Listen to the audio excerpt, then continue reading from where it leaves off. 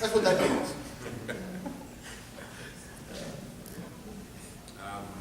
For me, all the kids stole my Transformers. I have no.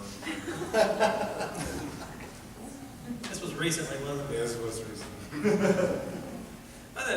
Kieran, going back to the concept stuff, what kind of, how in-depth are the requests for you? Do you get like someone that says, hey, concept a sound wave for us?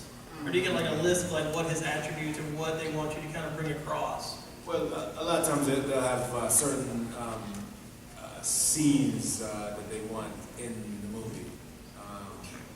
And almost like a series of boxes that they need to check. They, certain fight sequences that these characters can fight and things like that. So a lot of the stuff I do will, using certain weapons and things like that.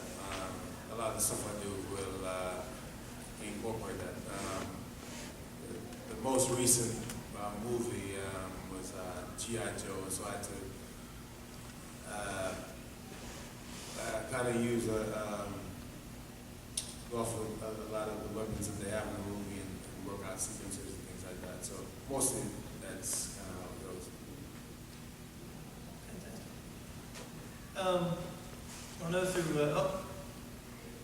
Kieran, since you conceptual work with the Transformers movies, who can we expect new for the next Transformers movie? I'd be fired.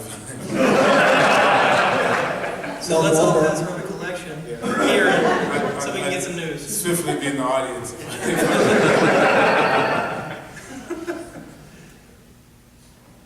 Given the evolution of the artwork over the years, starting from that kind of blocky style of the characters to the more detailed stuff of the movies, and then kind of scaled back to a little less detailed but a little more expressive modes of the characters.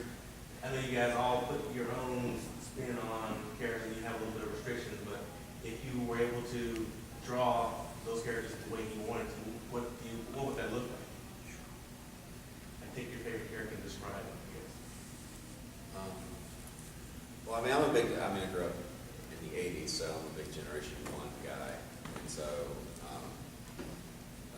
to me, that's when I think of Transformers, that's what I think of. They're those designs, I still have a warm spot in my heart for them, but they're pretty simplistic designs. But, I really like a lot of what the Transformers Prime cartoon has done. And I really like what a lot of IDW's take on it, because it's very Generation 1-ish. So I really like, say like Optimus, for example, so I can do character design on the spot.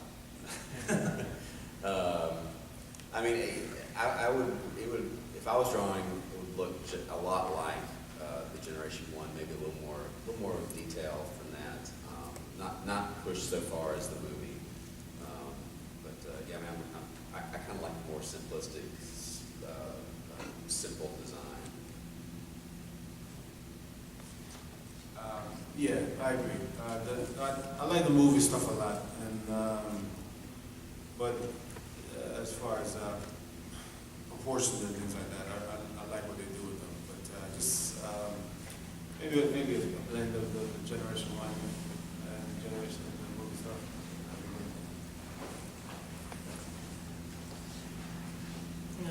I personally would have done, because I'm a car nut, so I like the idea of the 1967 Camaro, 68, that's floating around the internet in pictures. But I understand with the movie, the new, top of the line superiority fighter was the F-22, so therefore Starscream was an F-22. But you can't beat the F-15 that Starscream, Thundercracker, and Skywalker that they were, because. And then when the next two came out, they had the turbofans and the wings. Such a great design off of that. But I always wanted to see a P-51 Mustang as one. So. Wasn't there a P-51? They did. Was it? They did. What was that G.I. Joe Transformers crossover with their World War II? Don't know what I'm talking about? This was a long time ago. you're on drugs. There's somebody that does I exist. remember that. Ours is steel. That was We're doing the same No, drug. that's Victorian one, That's wasn't it? steampunk. Steampunk. Anyway, I thought that I was got actually really cool. I can't remember who Starscream was though. He had to be like a Spitfire or something. Well, if he may have been a Messerschmitt. I don't know, but that gallery like those. I thought it would be cool. I don't know that. Speaking of designs, were y'all able to completely revamp what their Cybertronian moves were? Or did they have to have a set Cybertronian move for all the Transformers that you draw?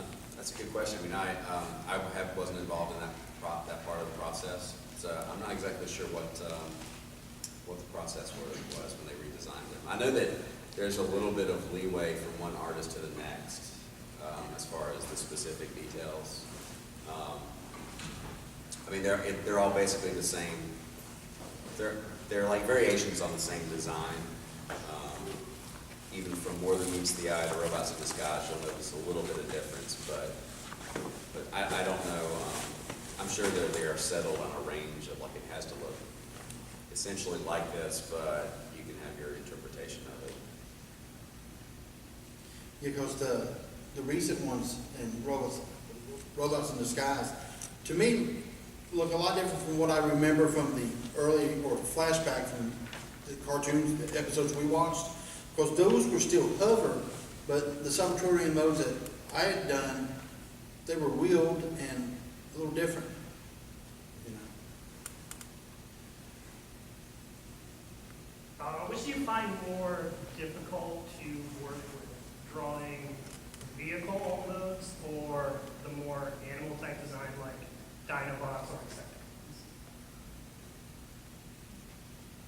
Cars are always harder for me. Everybody knows when you screw up a car. If you're drawing a dinosaur, it's like, oh, that's my artistic interpretation. Yeah, I did some, and I'll help Megatron, some of the Insecticons. And yet it's a bug. People say, oh, it's a bug. As long as, the cars, definitely a little harder because, like you said, you mess up a fender, they know. Well, I went to school to design cars, so send all the car stuff to me. So the Autobots are pretty much just Yeah. the bane of y'all's existence.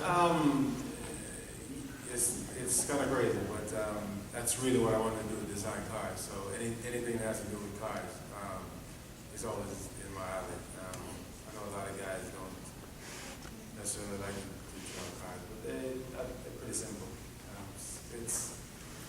I kind of look at it as if it's hard to draw, it means you haven't drawn it enough. That's kind of how it goes. Kind of piggyback on that last question. So you appreciate drawing cars more. Decepticons being more military-grade vehicles, do you find that being more difficult than the commercial vehicles that the Autobots are? Not necessarily. They're perhaps a little bit more technical, more time-consuming, but I enjoy both. I think. I just like anything machine-related. I really enjoy drawing things like that. I like drawing animals too, so I don't know. It's kind of a tough question for me, but I think whatever it is, the easiest way to do it well is to make it fun for you. If you can kind of tell a story for yourself, it's easier to draw.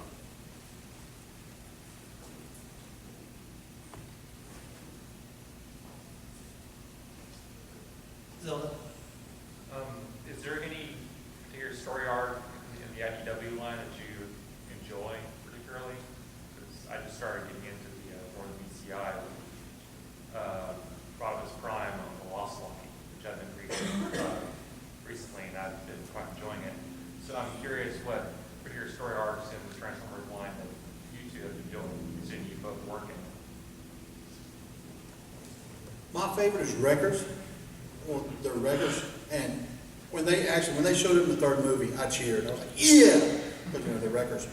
But the thing is, with Last Stand of the Wreckers, it's kind of like Game of Thrones. Don't like any of them too much. Because they may not be there the next page. Well, Roll's still there, I like Roll. Well, yeah, true, yeah. I really liked the issue, the story that just came off of that John Barber wrote for Robots in Disguise. And the title of it escapes me at the moment. It's the one with Will Prowl that comes merges with yeah, that one. Anyway, I thought that was actually pretty well done. I mean, I was surprised at how, and I'm not just saying that because I worked on it. When they sent the proof, and they'll send out a proof so everybody can come look over it and make sure that there's no corrections before it goes to print. And I was reading through it, and I was like, wow, this is really good. So I really enjoyed that.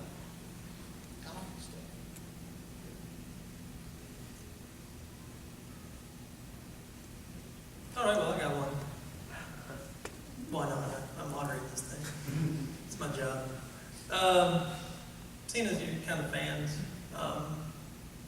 was there like one character you just really wanted to get your hands on? Like, I'm gonna put my little spin on this guy or whatever. I mean, anyone just like saying, yes, I Well, finally growing get to up, draw I him. always liked Hound. I don't know why. I just,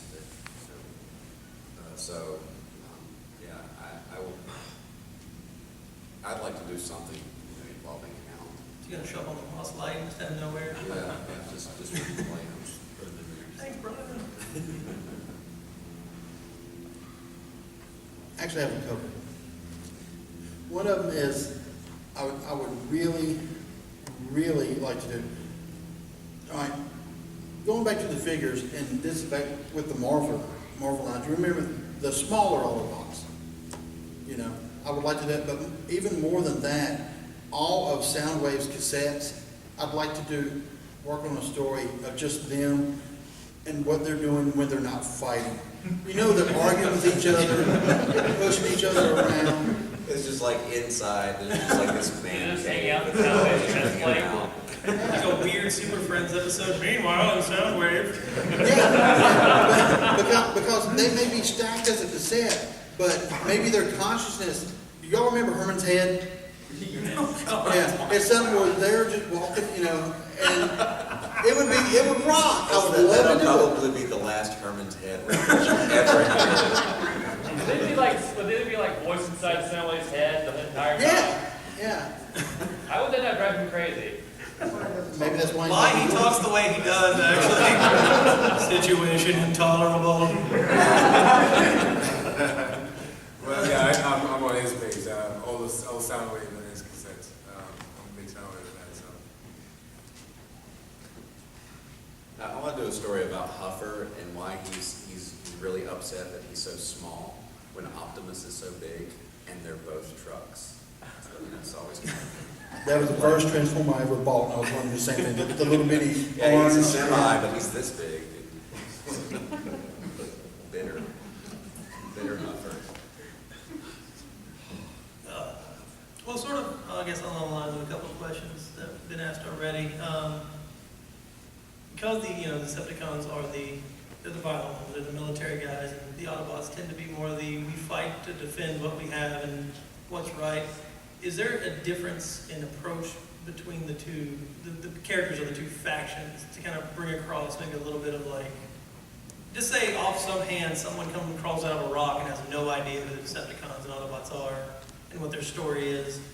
They can be like, oh yeah, this guy is Megatron. This Megatron looks just like he's evil.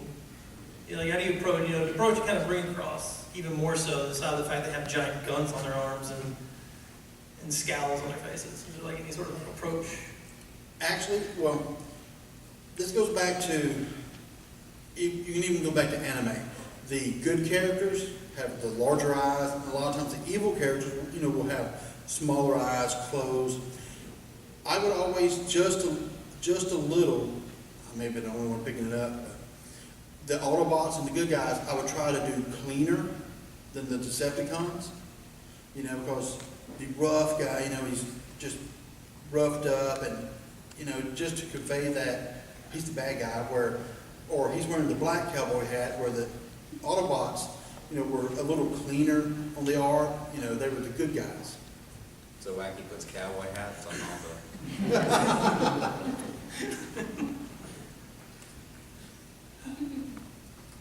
Anything? Yeah, pretty much what Wacky said, just, Cowboy hats. cowboy hats. I think,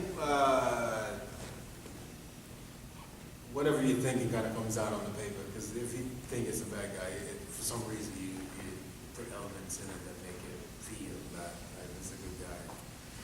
A lot of times I don't know, you're not even realizing what you're doing, really kind of just flows out. Any more questions? As a fan of the series, were there any series or individual books you were reading as you were inking it, and you were like, finally, they did this, or one that you were reading, or as you were inking, you were like, I can't believe this happened, like the death of Century. I was surprised at how many heads get blown off. That was surprising.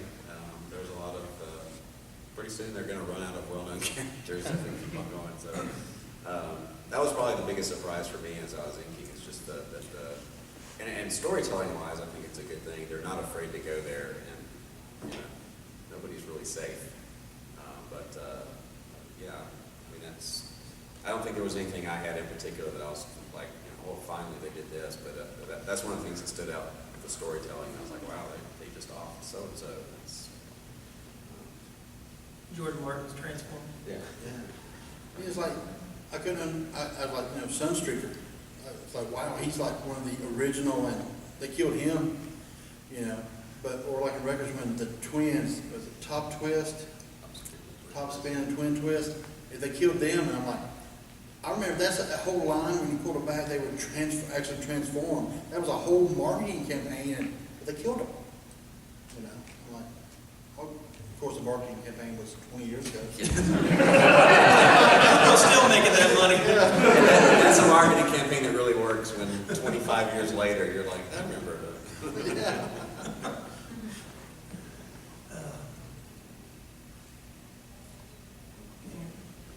Is there a vehicle that you guys really hope that someday they'll tell you can draw in Transformers? You mean like a one that isn't a transformer now that would transform into something? I want to see a DeLorean. Please let Doc Brown come down to him. Actually, there's somebody on DeviantArt that I don't know who he took a sideswipe or somebody that made a DeLorean transformer that transforms into the robot and everything.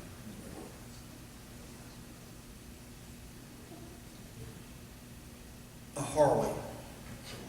And I don't want it to, look like those goofy, I don't want to get chastised for this, those goofy Robotech motorcycles. Just a big hog, and he needs to have a deep voice, and he needs to just spout fumes and noise, like a big old Harley would. I race Scott. I think race cars would be made cool transformers. All right, okay, this is a question that one of you guys may be able to ask, since y'all seem to be, y'all were in with IDW. Where's Thundercracker? Does anyone know where is he still on Earth? Is he anywhere hanging around? He just seemed to have walked off. He just shows up. Yeah. Thundercracker once. I'm trying to think here, because that was an issue. Yeah, I have no idea. Spotlight Bumblebee. In the Bumblebee Spotlight. Is he still on Earth then? Okay. Yeah, I was trying to think. I know he was in the issue like 2 issues ago that I inked, and I'm trying to remember. There's been so many pages since then. I can't remember the page that what happened. I'm just having expected to walk into like a bar somewhere, and he's like, "Oh, hey, Thundercracker." Yeah, he's just face down the rest of the time. Yeah, I remember when he showed up as the F-22 instead of the F-15. But yeah, it's like he just shows up. I guess he's crazy. Any more questions?